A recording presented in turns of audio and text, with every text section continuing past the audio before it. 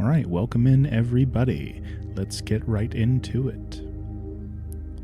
So if you're like me and you grew up in the 90s, 2000s, in the 2010s, you noticed that there were a small handful of actors that had bit parts or small reoccurring roles in sci-fi shows all throughout those 3 decades. And they more often than not played some characters that became some fan favorites. If you'll notice nowadays, a lot of these actors they don't do too much other than tour sci-fi comic or anime conventions, and I don't blame them. Like, these guys helped shape the genre, at least for TV and movies, and a lot of voice actors too. A lot of these actors crossed over into voice acting, but there's a select few who appear in almost anything that's long running. And like I said, these were actors who are particularly notable in the 90s, 2000s, and 2010s. And I would argue that we would not have the awesome coterie of enthralling shows that we have without these guys. And like I said, these were just bit parts. They're really small. Some of them were reoccurring. If you go on their IMDb pages, you'll see that they showed up in 2 episodes, 3 episodes, maybe just 1 episode. But they helped make the show. They helped make that season what it was. And these guys became some of my, and I know a lot of other people's, all-time favorite actors. So first off, we have Mark Sheppard. Now, this guy's probably most well known for playing Crowley in Supernatural, but he's been in Doom Patrol, Firefly, Battlestar Galactica, Warehouse 13, Bionic Woman, Charmed, Dollhouse, a ton of movies. Like, Sheppard is all over the damn place. He usually plays a kind of wheeler-dealer. He's a shifty kind of a guy who's always looking to make a deal, or he plays up a witty, no-nonsense kind of role, very similar to his Supernatural or Doom Patrol performances. But whatever the character, he's almost got this character actor kind of bit where he always plays the same kind of person. He almost plays the same kind of character in whatever he's in, right? He's got this real sultry, accented voice. He's kind of laid back, right? He's got this chill attitude that makes his character seem very sure of themselves. He's kind of arrogant, but he is able to back up the trash talk. And if you've seen any of those shows that I listed off, you'll know exactly what I'm talking about. Next off, we have Christopher. I never learned how to pronounce this guy's last name. It's weird. Christopher Heyerdahl. Now, Christopher Heyerdahl, this guy, he's got a pretty impressive resume to me. Especially because he just takes 1 or 2 projects at a time. Something that's really easy for a TV actor to do. He's not in a ton of movies, but he's appeared in shows like Sanctuary, Monarch, Legacy of Monsters, both Stargate SG-1 and Atlantis, Tin Star, Peacemaker, Supernatural, and Van Helsing. We have seen him in a good amount of movies, but I think and he plays bit parts in movies as well. But I think the ones that he's the most well known for are the Twilight movies, where he plays one of the heads of the Volturi elite. He's this really tall, lanky kind of guy, which casting directors and costume designers tend to like because they see the height and the shape of the actor. That gives them a range of possibilities to play around with the actor's character design. And he always plays this really soft-spoken but kind of threatening character. He's in a ton of fight scenes doing his own stunts and choreography. He has almost no eyebrows in real life, while at the same time having some really prominent eyebrow ridges and sunken eyes, and that it gives him this really natural hollow look that's really menacing, which is played up a lot in his work. And he's one of those guys where you point at the screen and go, that guy, yeah, I know him. Oh, okay, this is gonna be good. This is gonna be a good episode. I'm gonna enjoy this. He always gives a really stellar performance, no matter what it is. I mean, he played a deaf guy that turned out to be a serial killer in Van Helsing, and it was probably the only good acting in that show. I watched that show for him. One of his premier roles, to me at least. Next up, we have Anthony Head. Now, Anthony has a really wide range of talents, which includes him being a really good singer. That helped him land the film Repo the Genetic Opera in 2008. And that was one of my first introductions to him. He had also done Buffy the Vampire Slayer, which kind of at the same time, a little bit beforehand, which also had a musical number. It had a whole musical episode. So the guy has some pipes on him. He can really sing.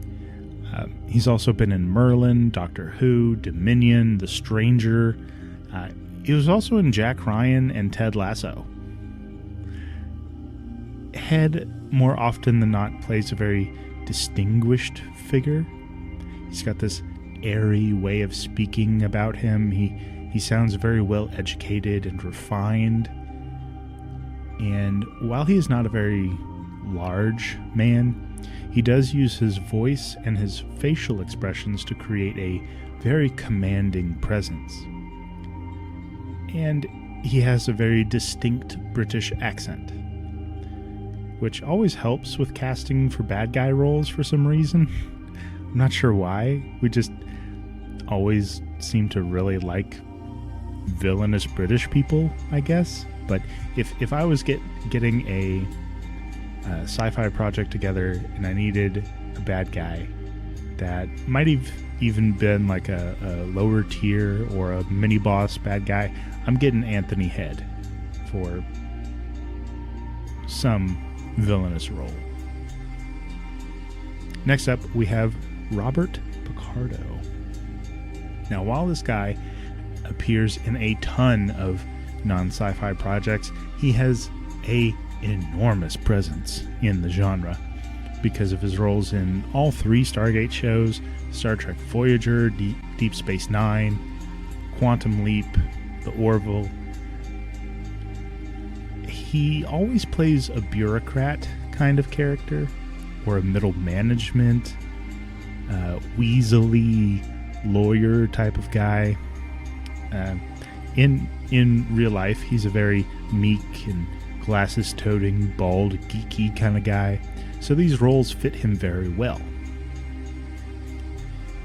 And because of the staple that he left on film and television, whenever we see him pop up in things like CSI, Hawaii Five-0, Castle, Smallville, Sabrina the Teenage Witch, we always know he's going to be one of those characters that kind of throws a wrench into the main character's plans. as he is always playing up a role that's kind of meant to be an obstacle. And he eventually turns into an ally to the main character, or he realizes the error of his ways and understand that he comes to the understanding that he's been a foible to the main character or to the progression of the story, and he kind of turns heel a little bit and helps out, right? Even if he dies before then. Picardo is always a fun addition to any project. And one last one, everyone's all-time favorites, certainly one of my all-time favorites, Clancy Brown. Clancy Brown is another one of those guys that pops up everywhere with little bit roles here and there. I mean, he's a big name, like a big name. But he always takes little minor roles here and there in sci-fi shows. And most people hear this actor everywhere rather than see him, as he is predominantly a voice actor. I mean, he's the guy that voices Mr. Krabs, for God's sake. I mean, how could you not come across this guy? He's everywhere. But voiceovers aside, he has done a ton of on-screen roles as well. I mean, he was in Gen V, Ahsoka, The Mandalorian, The Punisher, Sleepy Hollow, and Daredevil. And he's been in a bunch of movies here and there. He's one of those guys that has a very naturally deep voice. It kind of almost sounds as if a normal guy was talking into a barrel, but you removed the echo, right? His face is kind of structured that way too. He looks like he has a very large jaw and a large mouth where sound can just kind of reverberate in there and become deeper. He is pretty tall. He has a slightly stockier build that allows for the kind of character he usually plays on screen. He's typically a sheriff or a military officer, someone with a ton of influence or importance to either the plot of the show moving forward or the main character.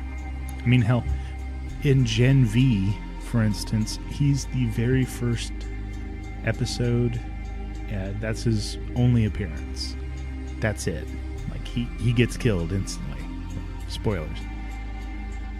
But the impact that he has on the rest of the season from that point on, I mean, his actions are basically why there's a show to begin with.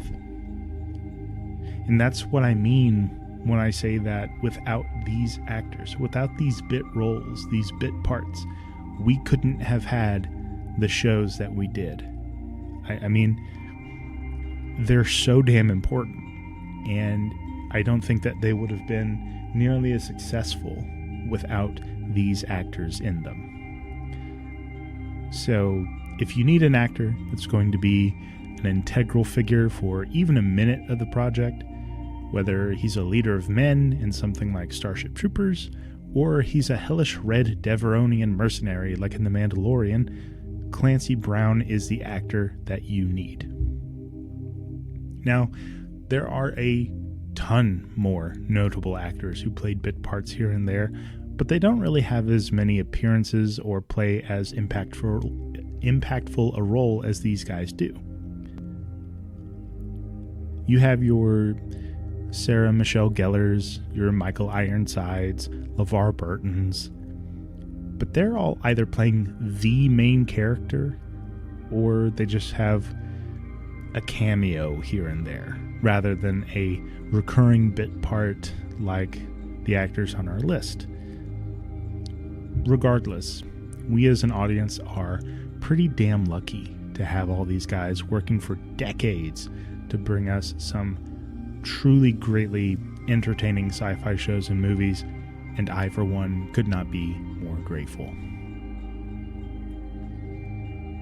But yeah, that was my rant for today, guys. Thank you so much for tuning back in. Stick around for more Sci-Fi Unchained. But for now, live long and prosper, my friends, and may the Force be with us all.